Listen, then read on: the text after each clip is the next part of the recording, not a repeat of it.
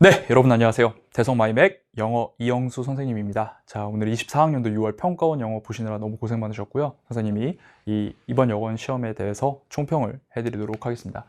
일단 가장 많이 궁금하신 게 난이도일 텐데요. 난이도는 굉장히 어려운 편에 속한다라고 보실 수 있겠습니다. 그냥 풀면 쉽다고 착각할 수 있어요. 풀면서 괜찮은데? 라고 생각할 수 있는데 막상 정답의 근거를 정확하게 따져가면서 풀어보았을 때는 좀 결코 쉽지 않았던 시험이다 라고 말씀드리겠습니다. 그 이유에 대해서도 지금부터 이제 상세하게 설명을 드릴게요. 문항을 하나하나 특징들을 좀 살펴보면서요. 일단은 전체적으로 나타난 특이한 점은 듣기 3번이 원래는 두 사람 사이의 관계를 나타내는 것을 고르시오인데 이번에 특이하게 요지로 가장 적절한 것을 고르시오라고 변경되었습니다. 특별히 굳이 변경해야 될까? 라는 생각이 들 정도로 큰 의미 없는 변경이었고 정답률도 90%가 넘었기 때문에 이제 무난하게 출제가 되었다라고 볼 수 있는데요. 지난 우리 평가원의 역사를 살펴보면 항상 이제 6월 달에 이런 신유형이라든지 6월 달에 뭔가 새로운 시도를 한 다음에 그걸 이제 9월 수능 계속 이어가는 경향을 보입니다. 아마 이제 9월까지 한번 봐야 되겠지만 사실 이 관계가 그동안 나올 만한 관계가 다 나왔어요.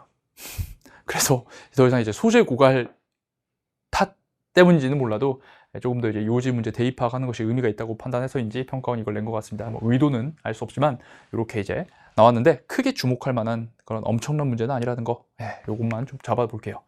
자, 그런데 이제 중요한 게 이제 어휘인데 어휘 유형 정말 19학년도 9평, 즉 2018년을 마지막으로 이 ABC 선택형 유형이 더 이상 나오지 않았는데 거의 5년이 지나고 나서 새롭게 이제 부활을 시켰습니다. 네. 그래서 지금 이제 고1 때부터 여러분들이 고3까지 심지어 N수생들도 이 유형을 실제 본인의 시험에서는 본 적이 없었을 거예요.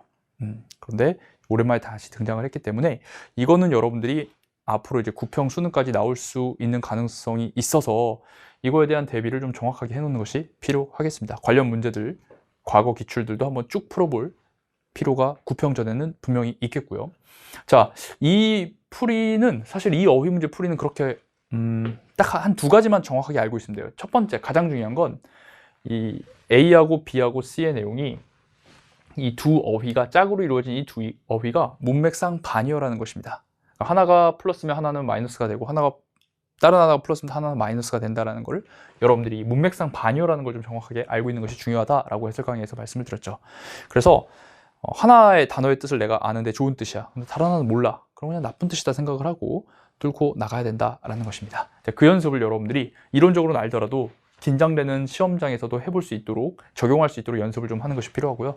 또 어휘 문제는 오지선다도 그렇고 이렇게 이런 선택형도 그렇고 만약에 여러분들이 이번 시험에서 요 A가 좀 바로 판단이 안 됐다라고 한다면은 B와 C의 답을 찾은 다음에 요 끝까지 글을 읽고 이 뒷부분을 통해서 좀 글의 핵심과 어떤 주제를 파악한 후에 그렇다면 A가 정답이 이거겠구나 라고 판단하는 그런 후견지명, 즉 뒤를 보고 모든 것이 명백해지는 이런 문풀 스킬도 여러분들이 갖추시는 것이 필요하겠습니다. 그래서 듣기랑 어휘 두 가지가 조금 새로웠는데 어휘에 대해서는 여러분들이 조금 연습을 앞으로 9평 수능 대비해서 해 나가야겠다라는 것입니다. 저도 모의고사와 그다음에 각종 자료를 통해서 대비를 시키도록 하겠습니다.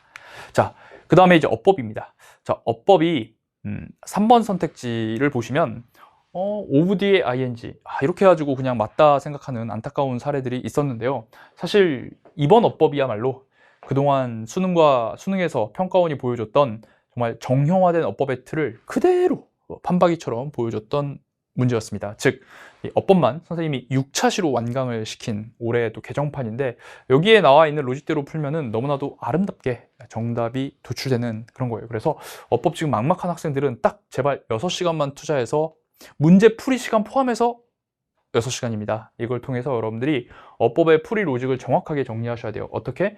밑줄을 기준으로 투부정사의 밑줄일 때 무엇을 판단해야 되는가, 대명사의 밑줄일 때 무엇을 판단해야 되는가, 이런 것들을 여러분들이 정확하게 파악하시면은 크게 어렵지 않게 정답을 가져갈 수 있을 것이라고 생각을 합니다. 그래서 어법에 대한 고민은 이미 이 컨텐츠로 모두 끝내놨기 때문에 여러분들 이걸 수강하시고 확실하게 잡아주시면 되겠어요.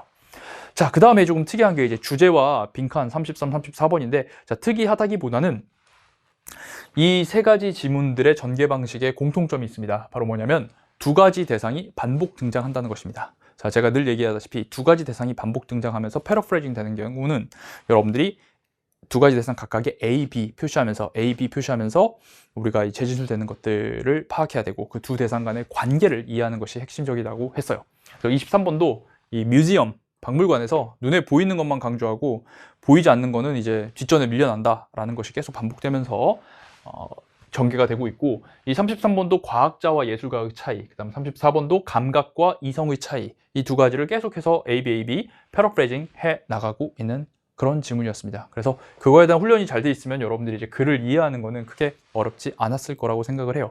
자, 근데 이렇게 AB 레이블링도 잘 하면서 글을 읽었는데 안타깝게도 선택지를 조금 여러분들이 제대로 파악을 못 해가지고 오답으로 가는 경우가 종종 있었습니다. 그래서 이런 것들을 좀 연습할 필요가 있어요. 사실 이맘때쯤 되면 영어를 좀 제대로 공부한 학생들은 주제 제목, 이 글 자체 이해하는 게 어려운 게 아니라 이 선택지에서 자꾸 미스가 나는 경우가 있거든요. 이런 친구들은 제가 솔루션을 드리자면 이영수의 기출분석 구매하셔서 주제랑 제목 유형만 한번 쭉 풀어보시면 되겠습니다. 그래서 주제문 강조되는 내용을 그 플로우를 쭉 해설지를 통해서 잡으시고, 아, 이걸 통해서 이렇게 내용이 강조되면서 주제가 집약되는구나, 내로우 다운 되는구나 이해하시고, 그걸 바탕으로, 그걸 기준으로 어떻게 소거가 되는지 이 평가원의 선택지 소거 논리를 계속해서 연습해 주신다면 여러분들이 구평, 수능에서 주제 제목은 전혀 어려울 것이 없을 것이다 라고 확신을 드립니다.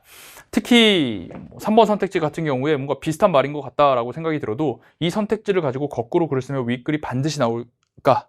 선거 위반, 주제 제목 선택지가 헷갈릴 땐 이 선거 위반을 통해서 한번 생각을 해보면 뮤지엄이라는 핵심 소재가 전혀 없기 때문에 이거는 절대로 정답이 될 수가 없다. 그 외에도 뭐 니세시티도 없고 뭐 여러 가지 이유로 정답이 될 수 없음을 좀 파악하고 23번을 깔끔하게 풀어냈었어야만 했어요.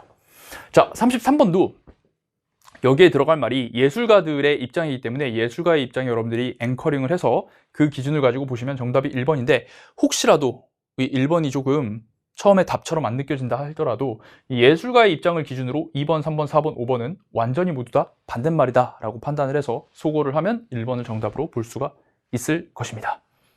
자, 그리고 34번은 이따 해설 강의에서 자세하게 말씀드리겠지만 여러분들이 이번에 이 nevertheless를 좀 너무 강하게 읽어서, 사실 이 지문은, 이 문제는 그냥 이 물질의 진실이 드러나는 것과 관련된 정보를 지문에서 찾는 거거든요. 물질이 드러나는 거와 관련된 정보를 이 예시 바로 앞에서 얘기했기 때문에 여기에 앵커링을 해서 그냥 풀면 되는 것인데, 여러분들이 nevertheless, 그럼에도 불구하고 하면서 이 앞에 내용을 통째로 여러분들이 임의적으로 뒤집어 가지고 여기에 지각이 중요하다 뭐 이런 말, 지각을 통해서 드러난다 이런 말이 들어가가지고 잘못 이제 선택지를 좀 파악해서 시간이 오래 걸렸을 수 있습니다. 그래서 이제 고난도 문제에 속한다라고 할 수가 있겠어요. 근데 제가 보기엔 이게 출제자가 이걸 과연 노린 것인가? 그냥 냈는데 여러분들이 좀 그렇게 과잉 생각을 하게 좀 수험생들이 좀 그런 오류에, 출제자가 의도치 않은 오류에 빠진 것인가? 그것은 참 연구해 볼 만한 내용인데